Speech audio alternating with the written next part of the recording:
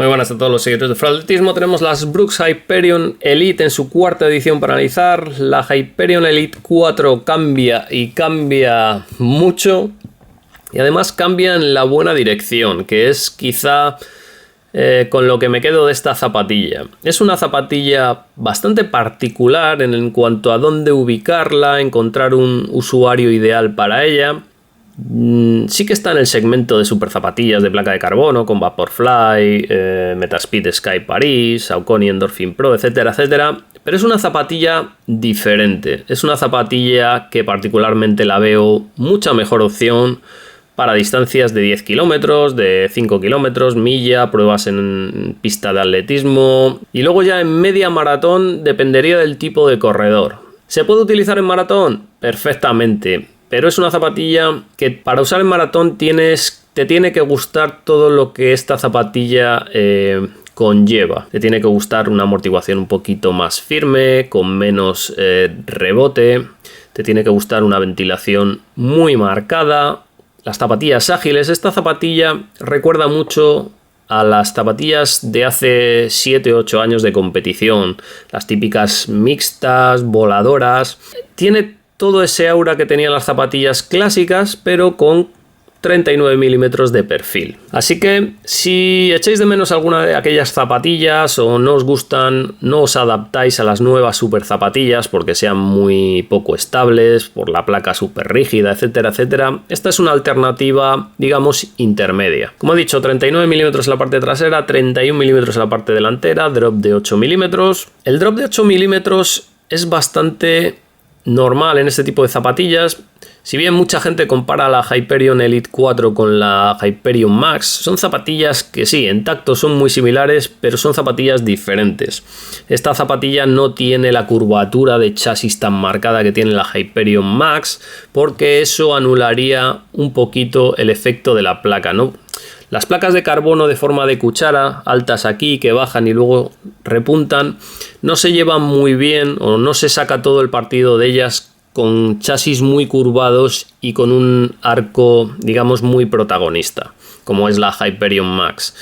Así que tiene todo el sentido que esta zapatilla sea un poco diferente a la Hyperion Max, aunque como digo, en amortiguación, tacto, son bastante parecidas, si bien esta es un poquito más elástica.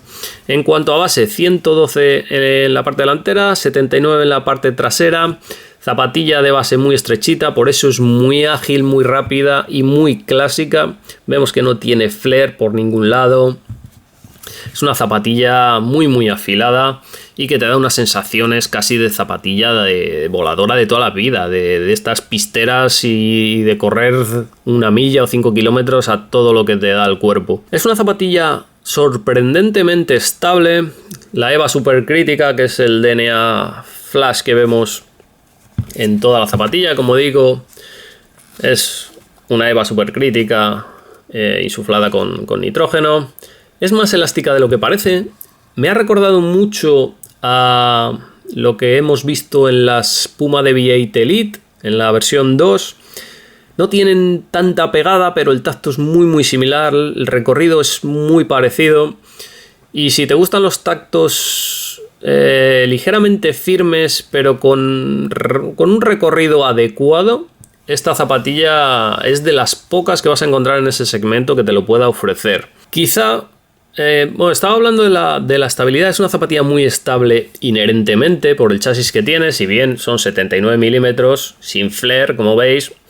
Si tenéis los tobillos muy flojos o muy inestables y llegáis al límite, vais a encontrar el límite de la zapatilla, pero en cuanto a estabilidad propia de la zapatilla es muy estable. Quizá el elemento que más me ha gustado y lo que llama más la atención de esta Hyperion Elite 4 es esa placa de carbono que veis ahí, la Speedbolt Plus. Es una placa de carbono que, si veis la suela, veis todos estos agujeros. Esta suela simula las formas bastante fehacientemente de lo que es la placa. La placa, digamos, que tiene una forma clásica de placa de fibra de carbono, que baja, luego sube, pero con muchos agujeros. Lo que se consigue, o lo que ha conseguido Brooks asociándose con Harris, es que esta pequeña empresa de la bahía de San Francisco, creo que están en Berkeley, en California, lo que consiguen es crear fibra de carbono, en este caso una placa de fibra de carbono, con formas que hasta ahora no se podían hacer. Eso lo consiguen mediante una patente que tienen, un sistema de producción que se llama Additive Molding, y que consigue no solo formas que no se podían hacer hasta ahora, sino que lo hace de manera rápida y lo hace de manera, digamos, consciente con el medio ambiente, y además puede tunear las placas de carbono de muy diferentes formas. Lo más famoso que se dice de esta placa de carbono es que dependiendo de la talla, o sea, te amoldan la placa de carbono a la talla, pero bueno, eso no es lo más importante, sino que son capaces de darle rigidez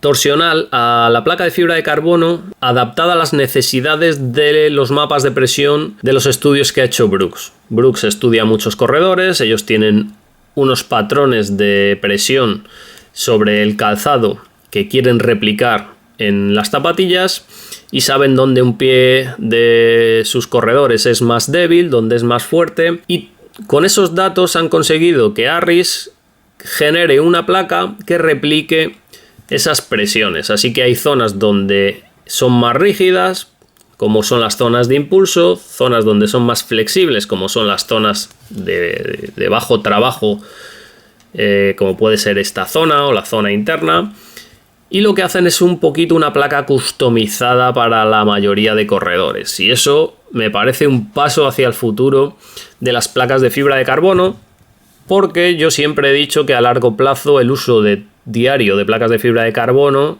es negativo, porque lo que hace es no fortalecer o debilitar más bien el pie, y eso puede generar lesiones o cambios en la biomecánica a medio o largo plazo.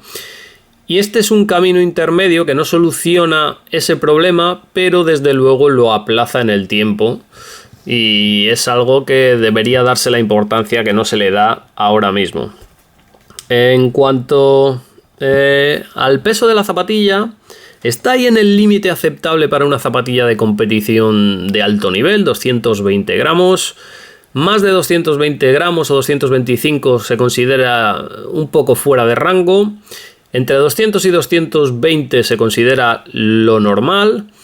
Y por debajo de 200 son las zapatillas más avanzadas en ese sentido. Lógicamente, al utilizar una EVA, pues ganamos un poquito más de peso que si utilizásemos un Pebax. Pero 220 gramos están bastante bien. Es una zapatilla donde el peso está totalmente en la parte de abajo. El upper casi no añade peso. Y como digo, sin mayores problemas. 220 gramos en talla 9, 226 en talla 10. No aumenta mucho peso cambiando de talla. Eso también tiene que ver con la placa de fibra de carbono tuneada que hemos hablado antes. Y en cuanto a suela, cuenta con el Road Tag, que es un caucho bastante, digamos, normalito. Nos ha funcionado bien. En este tipo de zapatillas casi cualquier cosa suele funcionar en seco, pero la verdad nos ha sorprendido para bien. No es una de las mejores suelas del segmento, pero no me la esperaba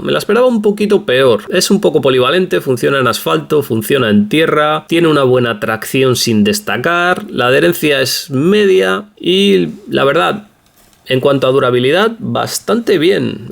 Son 63 grados HA de dureza, por lo que es un poquito firme, pero va a tener una buena durabilidad. La relación precio-kilómetros de esta zapatilla es bastante buena y el rendimiento también. En asfalto mojado se ha defendido bastante decentemente, porque era un punto donde creía que iba a fallar estrepitosamente y no destaca, no es una suela continental, pero me ha sorprendido, se defiende, como digo, no vais a tener ningún problema si llueve un poquito, si pasáis una zona de avituallamiento, para nada en ese sentido, y como digo, se puede utilizar en parque sin mayor problema. Más cosas, plantilla pegada, 2 milímetros de plantilla, bastante sencilla, de EVA, muy acorde a lo que te esperas con una media suela de este tipo. No es una zapatilla que recomendaría para plantilleros por el simple hecho de que la plantilla de serie tiene 2 milímetros, la puedes quintar, pero generalmente los soportes plantares de de la gente, de los corredores,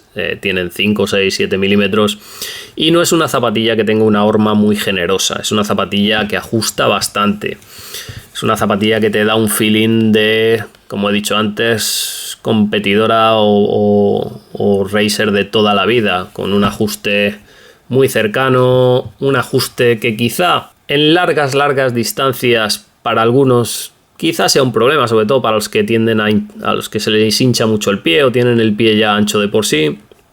Para esos quizás sea un poquito agobiante en maratón, por ejemplo. Pero para distancias de 10 kilómetros o menos, este ajuste es brutal porque te da mucha seguridad, la zapatilla no se te mueve en el pie y le puedes sacar unos ritmos muy rápidos. Yo he hecho sprints casi al 100% y la zapatilla ha respondido perfectamente en cuanto a ajuste, el pie no se movía. Y otro de los grandes argumentos que tiene la zapatilla es que es la zapatilla más ventilada ahora mismo que hay en el mercado, solo hay que verla.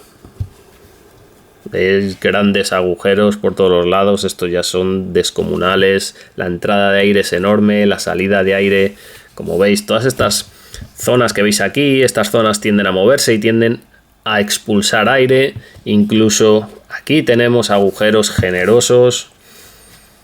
O sea, es una zapatilla que ventila como ninguna, incluso la lengüeta, como veis, casi totalmente transparente, seca muy rápido, transpira muy bien, ventila mucho, no absorbe mucho agua a pesar de ser un knit. Pero bueno, el agua que absorbe le seca muy rápido. Al principio teníamos un poquito de miedo de la durabilidad, se podía romper, pero bueno, el knit aguanta bastante. Sí que es cierto que luego le han dado aquí un tratamiento de termosellados laterales para proteger las zonas, digamos, más críticas o más hechas a roturas. Vamos a ver cómo evoluciona, pero bueno, de momento no he escuchado que a nadie se le haya roto. Y la verdad, aunque se te haga un agujero, nadie se va a dar cuenta con estos agujeros brutales que tiene la Hyperion Elite 4. Poco más que decir, cordones estriados de mucha calidad, planitos. Tiene ciertos detalles como que la lengüeta no va sujeta a los laterales, pero sí va cosida en un lateral. Es muy importante que solo vaya cosida en un lateral y no en el otro, porque si no se crearían arrugas. Así que, bueno, Brooks ha acertado viendo eso, o ese potencial problema, cosa que no me sorprende dada la calidad de la gente que diseña en Brooks. Y luego, por ejemplo, tenemos este labio solapita que envuelve los bordes del knit, ¿vale?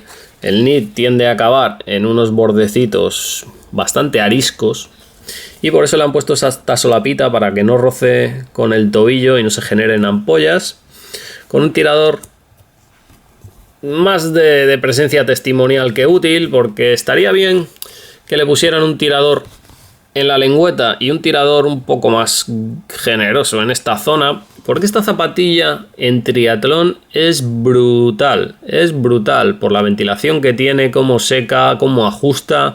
Sobre todo en triatlones hasta olímpicos es una de las mejores opciones que hay ahora mismo en el mercado, sin lugar a dudas. En cuanto a dinámica, la dinámica es buena, la zapatilla rueda muy fácil, no es muy agresiva. Por ejemplo, el rocker son 55 de altura en la parte delantera, 23 reales en la parte trasera, aunque luego vemos cómo eleva, pero la realidad es que no es muy alto, es muy cortito, así que es muy apta para gente que talonee. Y luego, como digo, es muy cortito, tanto que son el 13% de la distancia, casi donde marca la World Athletics.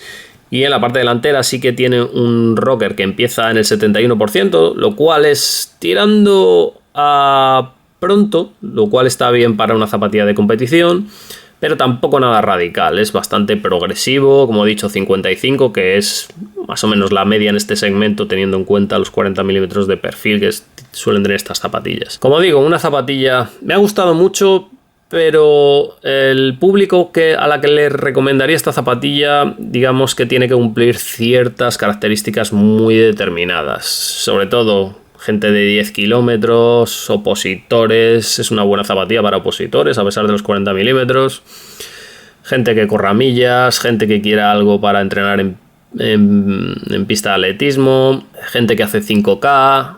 Y si pesas 65 o menos, es una opción interesante de media maratón, incluso si haces 2 horas 40, 2 horas 30 en maratón, si quieres una zapatilla de tacto un poco firme, no te importa que no tenga tanta ventaja.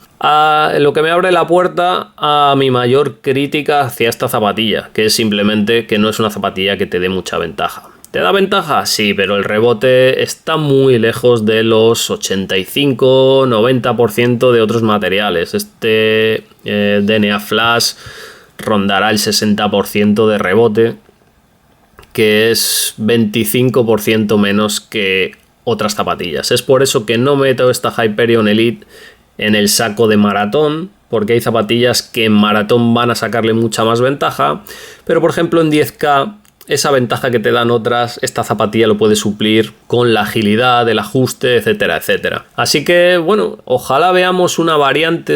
No me gustaría perder esta zapatilla, aunque creo que la Hyperion Max va a venir con placa este mismo año, a finales de año. Y esta zapatilla debería pasarse al grupo de los Pebax, etcétera, etcétera. Porque Brooks sin duda necesita una super zapatilla para maratón. Algo que quizá esta Hyperion Elite se queda un poco corto. Si bien, como he dicho, en cortas y medias distancias es una opción a valorar muy mucho. ¿Tenéis más datos en la prueba escrita? Hasta un próximo vídeo.